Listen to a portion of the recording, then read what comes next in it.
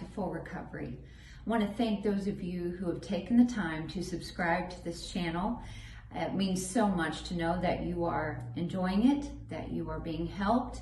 And yes, this started as a temporary thing to sort of help us get through this time of isolation. But as I've mentioned a couple times before, I am really praying about continuing after this whole time of quarantine is over. I am enjoying interacting with you in this way, and especially hearing the feedback. Last Friday's episode, I just heard so much about what a revolutionary idea that was, to view your life as a wall and to seek to get those spots filled in. And I hope that over the past few days, maybe those of you who heard that for the first time would have taken an opportunity to just write down some of those things and begin asking God to send you those people that will fill in those spots for you. We still don't know, obviously, in any detail about how long this time of quarantine is going to go on. I'm looking forward to getting back to church.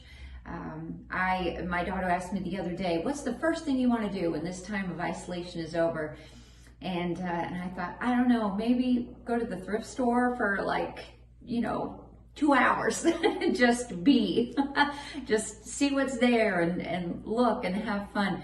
I am over wearing these when I go out. I don't like looking like I'm in somebody's harem. You know what I mean? It's like you feel like you're in somebody's harem. And I know nurses are like, oh, we have to wear those all the time. Suck it up. And I understand that, but it is difficult. You're going into a store. Every place you go into now, you have to wear one of these, and at least here in the Northeast. And I look forward to the day when we can resume some sense of normalcy, especially church. I want to get back to church, and of course, I get to be at church. If you had told me a few years ago how much my life would revolve around technology and recording and all of that, I would have laughed. But this is where we are, and we've had to learn real quick. We've had to get creative, and so I thank the Lord that we live at a time when all of these things are at our disposal and we can learn.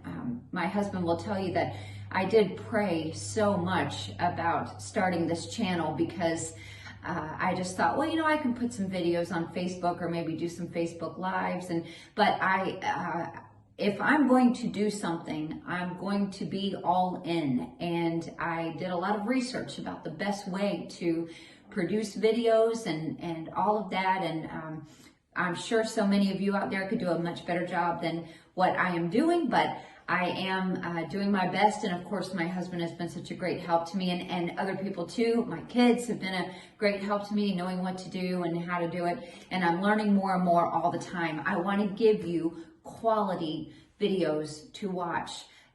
Not just content, but I want it to look nice. I want it to sound nice. And so I'm learning all the time.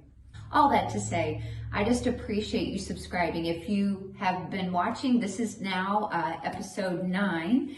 And if you have been watching these episodes and have not yet subscribed, I would appreciate you just taking a moment to do that. If you'll hit that red subscribe button at the bottom of this video, and also click on the bell, and you'll be notified, and those videos will come directly to your inbox, and you'll be notified that they have been delivered. And so that'll be a help to you, and that I would greatly appreciate that if you would do that. Thank you so much for tuning in. If you happen to just stumble upon this channel, this is Full Recovery. We are in pursuit of overcoming some things from our past or childhood, or even current things that we need to be healed from, that we need to find the healing that is only found in Christ. And as I say often, if you're looking for healing outside of the Bible, outside of Jesus Christ, I cannot help you. And the truth is, no one really can help you. True healing comes from knowing Jesus Christ and allowing God, your Heavenly Father, to do a work of healing in your life. From time to time, I am asked for book suggestions for people who like to read. I know some of you are like, oh, I haven't even picked up one book during this time of quarantine. But if you're a reader, you know this has been perfect, a perfect scenario for getting all those books that you want to read. I have a whole stack of books that I'm trying to work through, and anyway, when I'm asked to recommend a book, sometimes it's hard to know what to say. I do have a lot of friends and even ladies a little bit older than me who have written some great material, but really and truly the vast majority of what I read is written by dead people, people who lived decades ago. One of the books that has changed, there are two books really that just changed my life a few years ago, and I happened to read them both back to back. But I'm going to recommend both of those to you. The other one I'll talk about at another time. But this book is called In Love with Christ, the narrative of Sarah Edwards. Sarah Edwards was the wife of Jonathan Edwards. And if you know anything about Jonathan Edwards, you know what a spirit-filled man he was, man of God he was. And of course, we know him best, I guess, from preaching that sermon, Sinners in the Hands of an Angry God. And that makes him sound like a very mean and angry man. But the truth was he was not. He was a very mild-mannered man. When he preached, he read his sermons. He just stood behind the pulpit and read his sermons sort of in a monotone voice. He was a lover of nature. As a young man, he made many scores of notebooks about creation. He was born just about an hour away from here. I've been to his birthplace a few times. But anyway, he married Sarah Edwards, and this is her account of her relationship with Jesus Christ. And Sarah was a smart woman in her own right, a very spiritual woman. In fact, her husband gave an account in his own autobiography about how if he was going to be away or short on time, he would actually have her do some of his counseling, because that's just how much confidence he had in her abilities. And just a wonderful woman, but had a lot of heartache, but came through it pure as gold. And this is the account of that. This book was such a help to me when I read it. And now I've probably read it a dozen times off and on through the years. Just a great book. You can actually get through it in one sitting, but you don't have to, of course. But it's not a very thick book, you can see. But just a wonderful book. I hope you'll order it, take advantage of it, and then let me know what you think. Once you have it, comment on this video and let me know that you got this book. I'm sure it can be purchased in Kindle version, though I don't know that for sure. But if you get it, you'll enjoy it. It's a wonderful book. Now I'd like to discuss sort of the second half of the talk from last week, from last Friday. And I want to get down a little bit further in something that's going to help you if you are struggling with your own past mistakes and failures, or something that happened to you, some hurt in your life. My story is no secret, and I use my story because that's the one I've got. But I encourage women, and I'm encouraging you now to, yes, you'll have to plow through some of the circumstances of my testimony, but relate those to your testimony and sort of process your events in life while I'm talking about mine.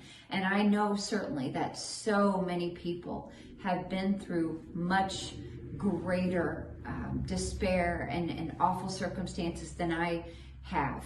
And I certainly am aware of that. So many, even of my close friends, endured great hardships in life. My own mom, as I talked about a couple of episodes ago, was abused severely as a child, and that was a difficult thing for her to endure. So we've all come from different walks of life, and also, as I say often, even if you're from a great family and you think, well, I really didn't have too much of anything to deal with, great families need great love and need great healing and for God to work in their lives. Why is that? Because Satan is after the family. If he can destroy the family, he can destroy anything else from there. I mean, his number one tool is to divide, lie, divide. And he wants to separate. He wanted to separate Eve from God, and he knew that if he could separate Eve from God, he could separate Adam from God. His goal is to lie to you and divide you from the God who loves you, the God that can bring you the healing that you need. And something that I had, a tangible practice that I had in my life when I talked in the last episode about how when I was in college, my second year of college, and I was 19, I began to look at my life as that wall. I realized that my view of God was a tiny bit distorted because I would hear people, especially as a teenager, I would hear preachers say, if something happened in your life, it's because God put his rubber stamp on it and he says this is good for you, and so you just need to take it. And it wasn't quite said with that tone, but that's the tone my teenage years heard it. And I would sit there and I would think, so my parents' divorce was good? God thought that would be good for my home to break up? So, and really and truly, it wasn't just my parents. Sometimes I say my parents got divorced and people think it was just sort of a mutual. When my parents divorced, they never spoke again, ever. In fact, I did not call my dad to tell him that my mom had passed away for 5 months. I just could not. I had talked with him in that time, but I just could not bring myself to tell him. Why? Because I hadn't talked to him about my mom in decades.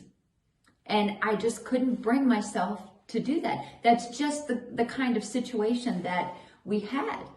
And so I sort of had a view of God, like God was sort of up there lording over everything and watching everything. And I was a good girl in my Bible, in church. I had a very godly mother, and something in me would not let me believe that God just sort of, there, you take that, Amy, and that's good for you. No, God doesn't drive the car of sin. And God did not want my home to break up. Now, God allowed it. He didn't stop it. And, but God does not drive the car of sin. And what my mom told me years ago about that was, God, we are not robots. So God does not make a person do what they don't want to do. And could God have chosen to take my dad to heaven? Sure. Could he have chosen to take my mom to heaven sooner than he did? Of course. Could he have chosen to take me to heaven? Yes. For some reason, he left us all to get through it. And so in that sense, the sovereignty of God, yes, he did not stop it. It had to play out in our life. But that doesn't mean that God was far removed from the situation. He was right there watching every moment. And what I had to come to understand is that I could not judge the character of God by the character of a single human being. It's not fair to God to be able to say, God, I got let down by this person and I'm going to blame it on you. The character of God has no flaws. He's impeccable. He is loving. He's holy and he's just, but he does not abandon his children. And you can't judge the character of God by the character of any human being. I used to think, God, it's sort of unfair that I can't look at my relationship with my dad and let that remind me of my relationship to you. And one day, just plain as day, the Holy Spirit said to my heart, Amy, you can't judge any relationship you can't judge me by any relationship. I'm so much more than any human being has ever been or will ever be. And I began to investigate what the Bible had to say about all of that and how it applied to me. And of course, one of the greatest chapters about all of that is Psalm 139. I'm just going to read a few of the verses. I know this chapter is so familiar, but just follow my thinking a little bit because this is going to help to introduce that very practical healing technique that I was telling you about. Verse 1, O Lord, thou hast searched me and known me. Thou knowest my down sitting and mine uprising. Thou understandest my thought afar off. Thou compassest my path and my lying down, and art acquainted with all my ways. For there is not a word in my tongue, but lo, O Lord, thou knowest it altogether. And this is the verse that really got me. Thou hast beset me behind and before, and laid thine hand upon me. Such knowledge is too wonderful for me. It is high. I cannot attain unto it.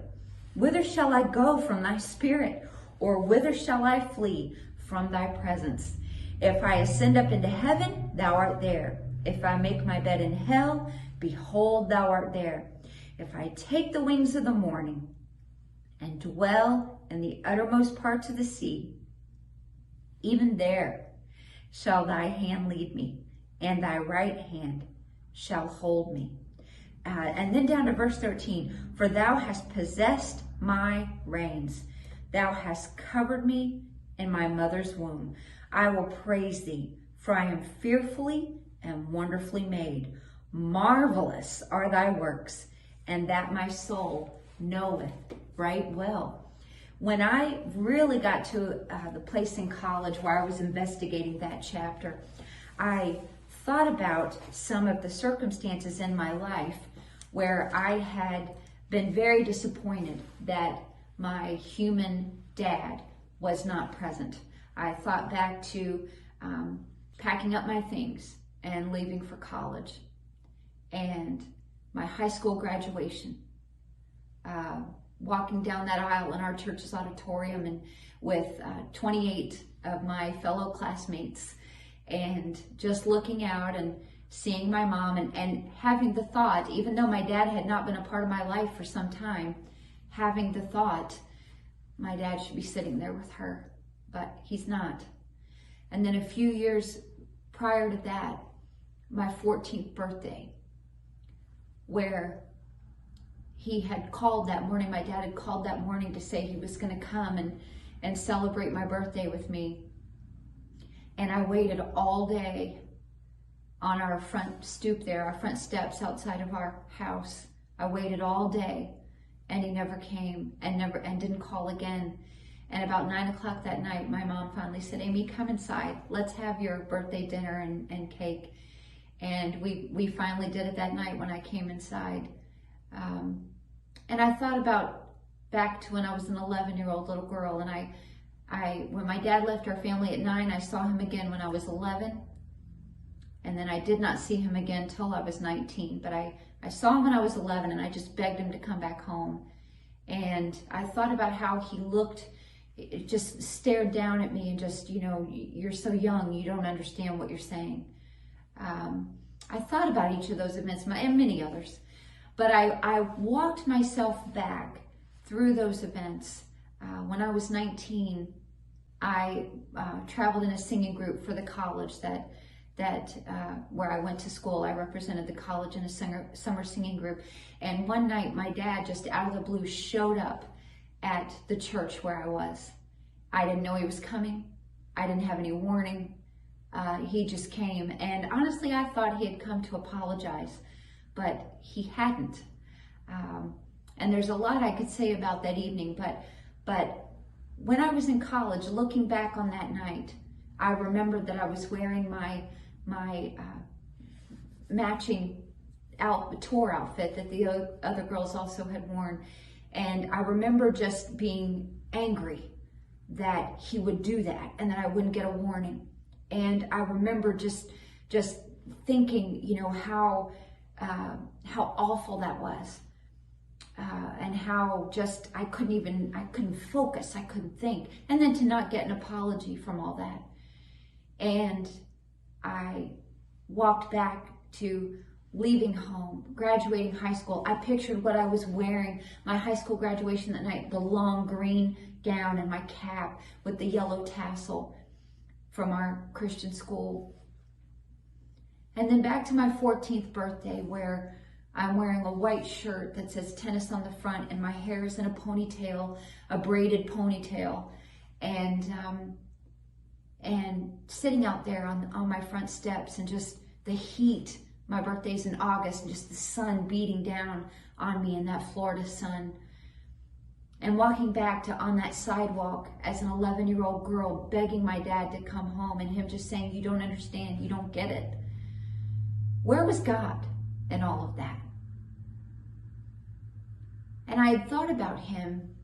Is it true that he's just sitting up there looking down on all of us like we're just nothing? Like we're just here to live a little while, and yeah, we have some hurts, but you know, and he's just sort of looking down. And is it true that he's saying, that's good for you, Amy? It's good for you to endure that humiliation of losing your bearings because your dad shows up and you didn't know, or graduating from high school and all the other kids have their parents and they're all having big parties after, and then you're graduating without him there. You're leaving for college without him there. You're a 14-year-old girl and he just doesn't come when he says he's going to. God, are you really up there lording over all that and saying it's good for you? No, my friends, I can tell you 100% with 100% certainty.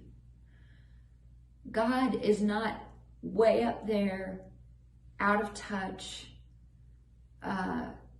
sort of incapable of seeing your hurt or knowing what's going on, sort of like an old great-grandfather in his rocking chair, rocking back and forth. Is that what he, no. He's not out of touch. He is not far removed, and he's not angry. He doesn't hate you. He doesn't tolerate you. He loves you. Where was God during your hurt? Right next to you. One of my favorite verses in the whole Bible is found in Exodus, when God says to Moses, there's a place by me, and thou shalt stand upon a rock.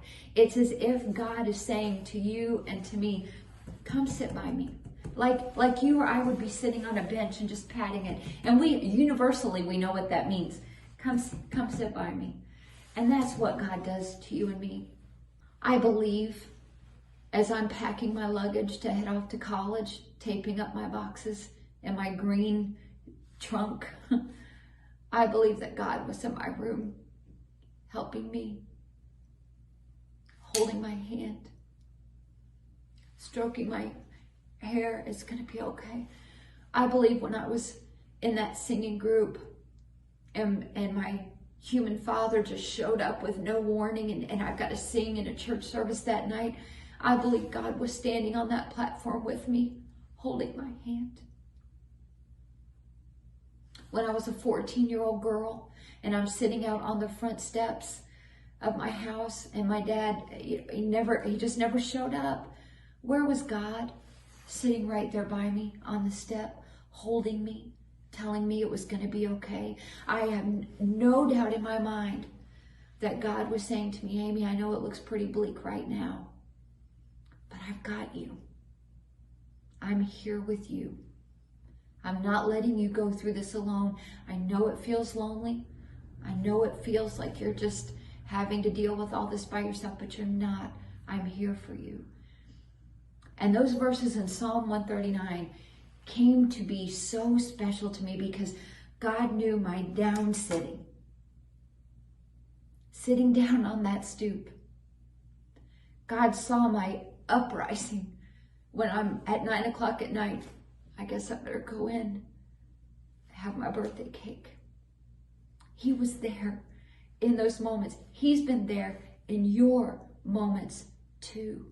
Every single one. I had done this for myself for several years until I could work through some of those issues that I had. And I would read Psalm 139 and just devour those verses that God knew every breath I took, every moment I had, every disappointment, every challenge. He saw every lonely time. And he didn't just look down on it and lord over it. He was right there by me, right there with me. A few years ago, my husband gave me a book written by Gretchen Carlson. It's an autobiography. And in that story, if you don't know who Gretchen Carlson is, she used to be an anchor for Fox News. Before that, she was a Miss America, just a beautiful woman. But she's a very brilliant woman. But before she was a Fox News anchor or a Miss America, she was a child prodigy on the violin. And she writes in her book that she got a teacher when she was young from Juilliard. And this teacher came out to visit her. Gretchen lived in Colorado. This teacher came out to visit her, and the very first lesson they had, she didn't want Gretchen to play the violin at all. In fact, I don't even think she wanted her to pick it up. But Gretchen had it there by her, and the teacher said to her, "Gretchen, we're not going to play the violin today. We're just going to talk a little bit because I want you to see some things for yourself." And she said, "Gretchen, where do you want, I know you're very good on the violin, but where do you see that violin taking you in life?" And Gretchen said, "Well, my dream is to play at Carnegie Hall in New York City." And her teacher said, "Okay, describe the scene for me." And Gretchen said, "Well, there's a lot of people there, and of course I'm playing the violin." And then she sort of went a little bit deeper, and she said, "I'm in a long black dress, and I'm standing there on the stage, and the lights are down over the audience, and the conductor is standing there with a full orchestra, and he begins to lead that orchestra, and then I come in, and the music is just amazing." And the teacher said, "Well, Gretchen, that is a lofty goal and a beautiful picture that you just painted in my mind. What will happen just before you walk out on stage?"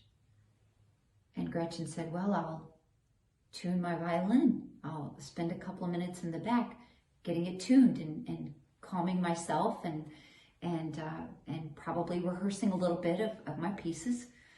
And she said, "That's right. What will happen before that?"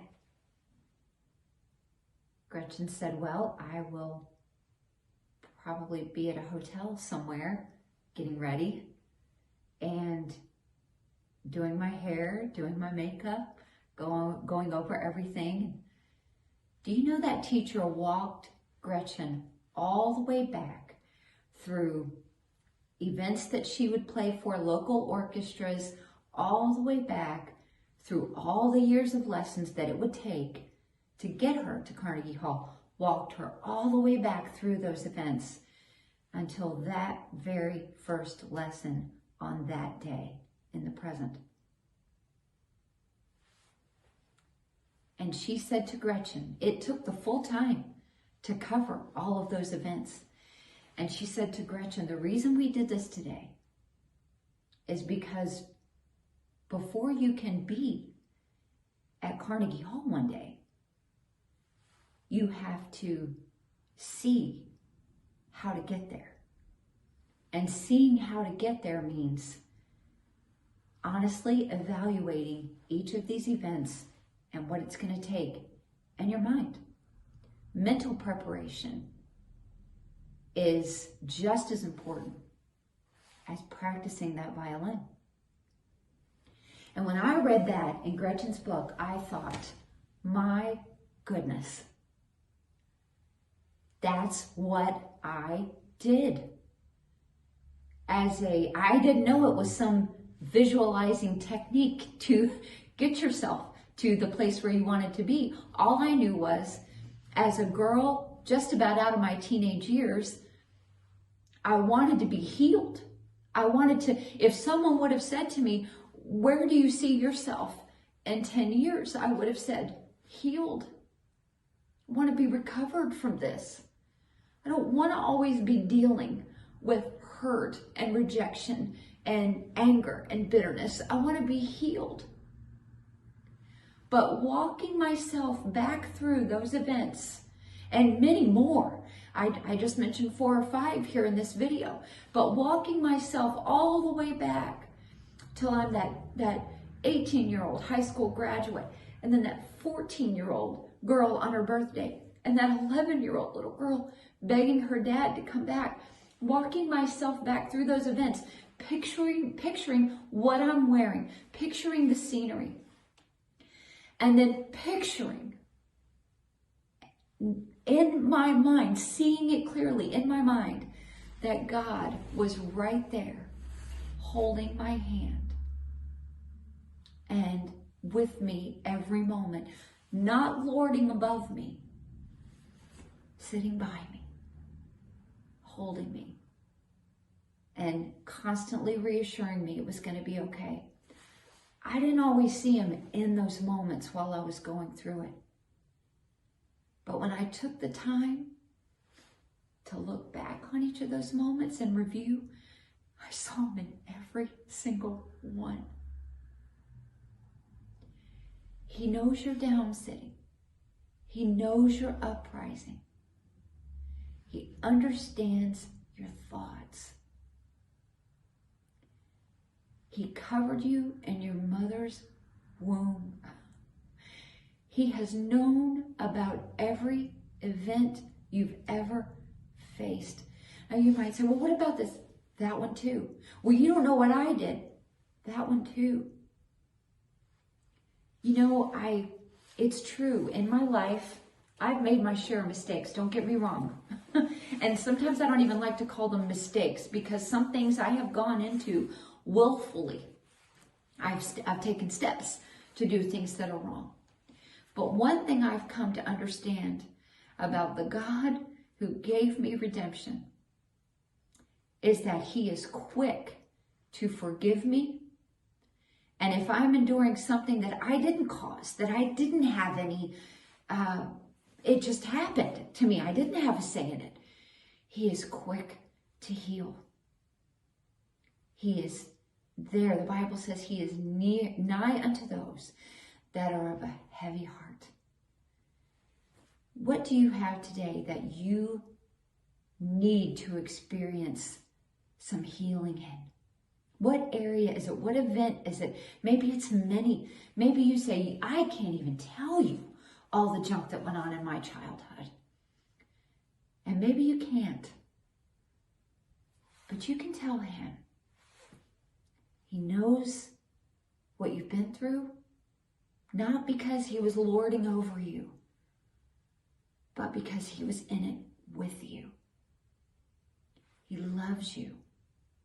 He wants to be the healer that only he can be in your heart and in your life.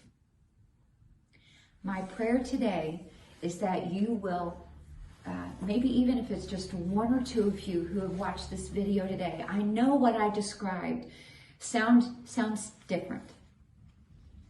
But I promise you, if you will take the opportunity to do this and walk your way back through, and I'm talking about reverse chronological order. Walk your way back through events to the moment the first real hurt happened. The first real event happened.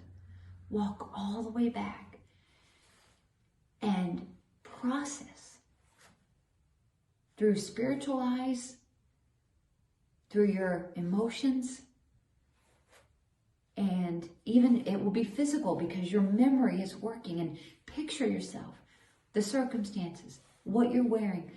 God was there with you in every moment. I call it a reprogramming of my memories. I had to reprogram myself to understand I wasn't alone. God was with me. And he was there with you too. I've had the occasion to go through this kind of exercise with many people. And I can tell you that yes, it may take some time to walk yourself all the way back. And honestly, this is going to bring up even more memories of things that maybe you had really pushed to the back burner. But God is so capable of being that healer that you need in your life. I know that's what he did for me, and he can do the same for you. If you feel comfortable, email me or send me a message on Facebook Messenger, or comment below this video if you're comfortable with that. I would love to, maybe if you have any questions, I'd love to answer those further. But I can say with 100% certainty in my own healing, allowing God to work through the circumstances of my memories in this way, using the scripture and reminding myself just how in tune with me he is and how much he loves me, it's been the greatest healer I've experienced.